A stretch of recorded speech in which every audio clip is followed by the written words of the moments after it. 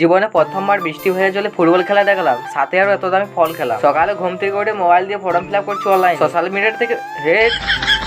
Media থেকে কিছু video upload করে তো হচ্ছে না, তাই দেখি যদি অনলাইনে কিছু ফর্ম ফিল আপ করে দেখি কোনো কিছু যদি কাজ পাওয়া যায়। বাড়ির বাইরে এসে উঠোনে ভোঁতাতে বসলাম, সামনে এরকম কি ফল রাখা ছিল প্রথমবার দেখছি। মাকে জিজ্ঞাসা করলাম যে, মা বললো যে এগুলো হচ্ছে কাঠবাদাম, রোড সাইড থেকে এনেছি, এগুলো কেটে করে খেতে হবে, ভিতরে বাদাম রয়েছে। জীবনে প্রথমবার এত দামি ফল হাতে তুললাম। এগুলো কাতার নিয়ে এখন কাটতে হবে, ভিতরে ফলটা বার করতে হবে। কেটে নেওয়ার পর বুঝতে পারলাম এগুলো সত্যি কাঠবাদাম। খেয়ে করে বুঝলাম যে চীনা বাদামের মতন খেতে লাগছে, ওই এরকম টেস্ট লাগছে। দুপুরের সময় ছাতা নিয়ে বেরিয়ে পড়লাম মাঠ যাওয়ার জন্য।